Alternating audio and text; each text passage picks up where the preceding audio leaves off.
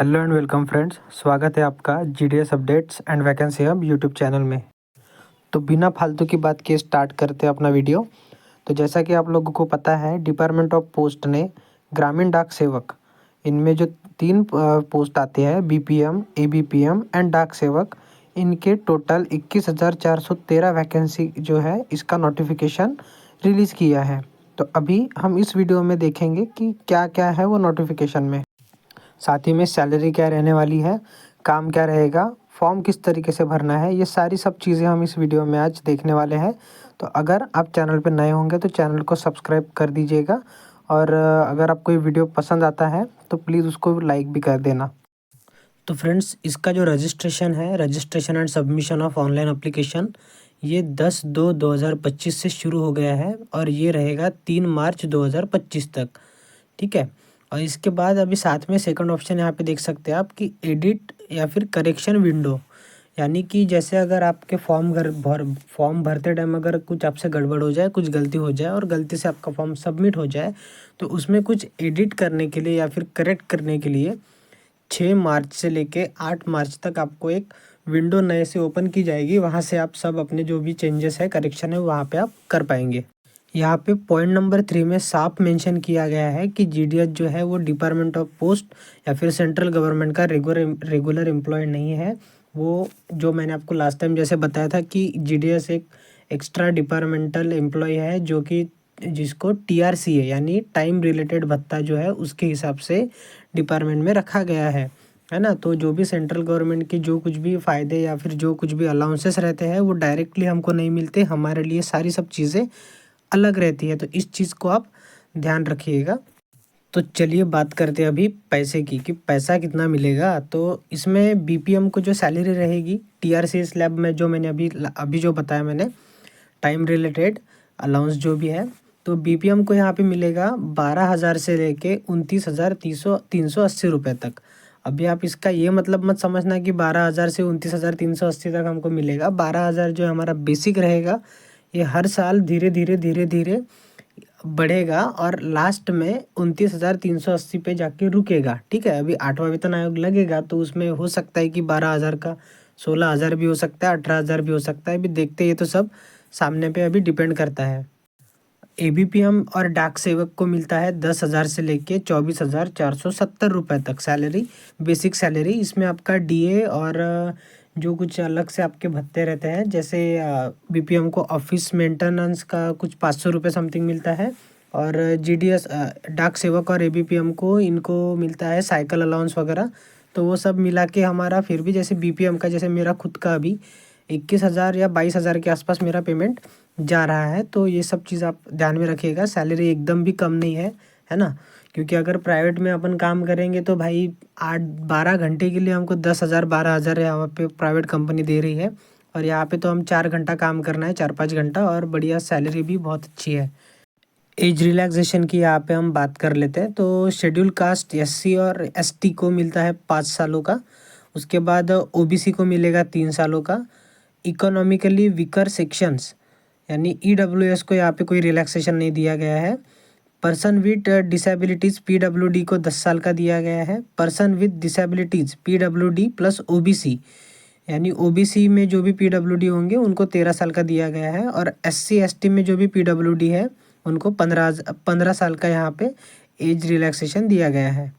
तो अब देखते हैं qualification age on the date of notification, यानी क्वालिफिकेशन क्या चाहिए।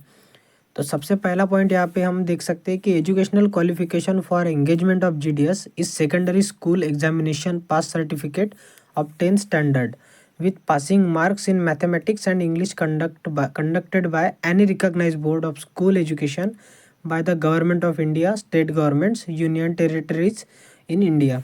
यानी कि 10वीं पास चाहिए। आप ग्रेजुएट हो, आप पोस्ट ग्रेजुएट हो, आप कुछ भी हो, अगर आपके पास जॉब नहीं है तो आप इसको 10वीं के बेसिक पे आप इसको भर सकते हैं। कोई भी इंडिया के रिकॉग्नाइज्ड बोर्ड से, सीबीएसई हो या फिर एसएससी हो, आप इससे मतलब उसके सर्टिफिकेट के आधार पे इसमें आप अप्लीकेशन कर सकते हो। इसमें आपका बस मैंडेटरी है कि इंग्लिश एंड मैथमेटिक्स में आपका, मतलब 10वीं में इंग्लिश एंड मैथमेटिक्स से सब्जेक्ट होना अनिवार्य रहेगा। और साथ ही में जिस भी सर्कल में आप अप्लाई करेंगे वो सर्कल की जो भी लोकल लैंग्वेज रहेगी वो आपने 10वीं क्लास में मतलब 10वीं क्लास में आपने वो सब्जेक्ट का जो भी है वो लैंग्वेज का नॉलेज लिया हो, उस आपके सर्टिफिकेट में उस वो लैंग्वेज मेंशन की मतलब रहनी चाहिए। ये भी यहाँ पे मेंशन किया गया है, तो इस पे भी आप ध्यान रखिएगा। अभी कौन से स्टेट में कौन सी लैंग्वेज है लोकल लैंग्वेज, वो हम बाद में अपने वीडियो में देखने वाले हैं, तो वीडियो को प्लीज़ अंत तक ज़रूर देखें। और इसके साथ ही आपको कंप्यूटर का और साइकिलिंग का जो है यहाँ पे नॉलेज होना भी ज़रूरी है ना। कोई भी MSCIT का या फिर कोई भी ऐसा सर्टिफिकेट कंप्यूटर का एटलीस्ट 3 महीने की ट्रेनिंग का सर्टिफिकेट आपको DV के टाइम पे मांगा जाएगा, तो उसका आप अभी से तैयारी करके रख दीजिएगा। अभी अप्लाई कैसे करना है, सबको पता है कि GDS की जो ऑनलाइन GDS की जो ऑफिशियल वेबसाइट है वहाँ पे जाके सबसे पहले हमको ईमेल आईडी और मोबाइल नंबर के साथ रजिस्ट्रेशन करना है। उसके बाद हमको फॉर्म अप्लाई करना है। अभी बहुत जो एकदम ट्रेंडिंग में क्वेश्चन चल रहा था कि GDS का जो है सिलेक्शन किस तरीके से होगा, मेरिट बेस पे होगा या फिर उसके लिए एग्ज़ाम होगी या क्या होगा। तो यहाँ पे आप देख सकते हैं कि साफ साफ शब्दों में मेंशन किया गया है कि यहाँ पे सिलेक्शन जो है वो मेरिट बेसिक पे होगा। सिस्टम जनरेट आपके जितने भी लोगों ने फॉर्म भरे हैं सबका एक सिस्टम जनरेटेड मेरिट लिस्ट बनेगी और उसके हिसाब से आपका सिलेक्शन होगा। वो जब जारी हो जाएगी तब हमको सब समझ में आएगा। तो यहाँ पे अभी कोई भी एग्ज़ाम नहीं होने वाली है, इस चीज़ का आप ध्यान रखिएगा। रजिस्ट्रेशन के टाइम पे एक चीज़ और ध्यान रखिएगा, जहाँ तक पॉसिबल हो आप खुद अपना ही मोबाइल नंबर और जो एक्टिव आपकी ईमेल आईडी होगी वही ईमेल आईडी और मोबाइल नंबर आप रजिस्ट्रेशन के टाइम पे पोर्टल पे डालना है। क्योंकि जो भी सामने में सिलेक्शन से रिलेटेड या फिर कुछ भी अपडेट डिपार्टमेंट से आती है तो सेम मोबाइल नंबर और सेम ईमेल आईडी पे आती है। तो अगर कुछ भी मिस हो गया तो आपका सिलेक्शन का चांस भी जा सकता है। तो ये चीज़ का आप थोड़ा ध्यान रखिए कि अपनी खुद की ईमेल आईडी और अपना खुद का ही मोबाइल नंबर या फिर अपने पेरेंट्स का मोबाइल नंबर जो एक्टिव रहता है हमेशा, वही वाला नंबर यहाँ पे देना है, ठीक है। साथ में एक चीज़ का ध्यान और रखना है कि एक मोबाइल नंबर पे एक ही रजिस्ट्रेशन होगा। इन केस अगर आपने एक मोबाइल नंबर पे 2-3 फॉर्म भर दिए हैं सेम मतलब सेम नंबर और ईमेल आईडी से, तो वो जो है ऑटोमेटिकली जो है वो एप्लीकेशन यहाँ से रिमूव कर दिए जाएंगे। तो आप इस चीज़ का थोड़ा ध्यान रखिएगा। और जहाँ तक जमता है, अगर आपके घर में 2-3 लोग हो जो आप फॉर्म भरने वाले हो तो सबके लिए अलग अलग जो है आपको ईमेल आईडी और मोबाइल नंबर अलग अलग नंबर से रजिस्ट्रेशन करने हैं, ठीक है। अब मैं यहाँ पे आपको एप्लीकेशन के कुछ स्टेप बताने वाला हूँ, वो आप थोड़ा ध्यान रखिएगा। सबसे पहले आपको मोबाइल नंबर डालना पड़ेगा, वो वेरीफाई होगा OTP के साथ। उसके बाद आपकी ईमेल आईडी वो भी OTP से वेरीफाई होगी। अगर आपका आधार कार्ड नंबर अवेलेबल है तो वो भी आपको वहाँ पे डालना पड़ेगा। उसके बाद हमको सारी इन्फॉर्मेशन डालनी है, आप जिस बोर्ड में आपने पढ़ाई की हो, सेंट्रल बोर्ड है या फिर स्टेट बोर्ड है, वो वाली उससे रिलेटेड सारी जानकारी आपको वहाँ पे डालनी पड़ेगी। मार्क्स वगैरह सारी सब चीज़ें, मतलब किस सब्जेक्ट में आपको कितने मार्क्स हैं, कितने कितने मार्क्स में, जैसे 100 में से रहते हैं, 100 में से 98 है, किसी को 99 है। मैथमेटिक्स में अलग, साइंस में अलग। वहाँ पे सिलेक्शन का आपको एक दिख रहा होगा कि first language, second language and third language. अभी इसमें ऐसा कुछ नहीं है कि फ़र्स्ट लैंग्वेज आपकी मराठी होनी चाहिए, फर्स्ट लैंग्वेज आपकी हिंदी होनी चाहिए। आप उसमें फिर जो है आगे पीछे भी हो गया तो भी चलता है, कोई दिक्कत नहीं है। उसके बाद तो पॉइंट नंबर 5 देखेंगे, आपको स्कैन फ़ोटो चाहिए। आपकी जो लेटेस्ट फ़ोटो जो भी होगी अभी की पासपोर्ट साइज़ फ़ोटो, वो आपको 50 KB के अंदर अंदर में जो है स्कैन करके अपलोड करनी है। और सेम चीज़ आपको यहाँ पे सिग्नेचर के साथ भी करनी है। सिग्नेचर का भी एक वाइट पेपर पे सिग्नेचर मार के उसको स्कैन करके आप उसको अपलोड कर दीजिएगा। और सबसे मेन बात एक चीज़ ध्यान रखिएगा कि अगर आपने कोई भी एक डिवीज़न सिलेक्ट किया है, ठीक है, कोई भी एक डिवीज़न सिलेक्ट किया है तो आप दूसरे डिवीज़न में फॉर्म नहीं भर सकते हैं। ये चीज़ आप ध्यान रखिएगा कि अगर आपने, अभी एग्जांपल के लिए बता रहा हूँ कि अगर आपने नागपुर डिवीज़न में आपने फॉर्म भर दिए हो तो नागपुर डिवीज़न में जितनी वैकेंसी है उतनी ही वैकेंसी के लिए आप फॉर्म अप्लाई कर सकते हो। लेकिन आप नागपुर के बाहर अमरावती में नहीं जा सकते हो, ठीक है। तो ये चीज़ आप ध्यान रखिएगा, इसीलिए वही डिवीज़न सिलेक्ट करना जहाँ पे वैकेंसी ज़्यादा हो, जहाँ पे आपके चांसेस बहुत ज़्यादा हो, ठीक है। तो चलिए अभी एक नज़र डाल देते हैं कि जो भी स्टेट है या फिर जो भी सर्कल है उसमें कौन सी लोकल लैंग्वेज यहाँ पे दी गई है। सबसे पहले नंबर पे आंध्र प्रदेश। यहाँ पे आंध्र प्रदेश एंड ये नाम में तेलुगु जो है यहाँ की लोकल लैंग्वेज है। उसके बाद असम में असामी और 3 डिस्ट्रिक्ट ऑफ बराक वैली है ना, जो आसाम की जो 3 डिस्ट्रिक्ट है बराक वैली की, वहाँ पे बंगाली।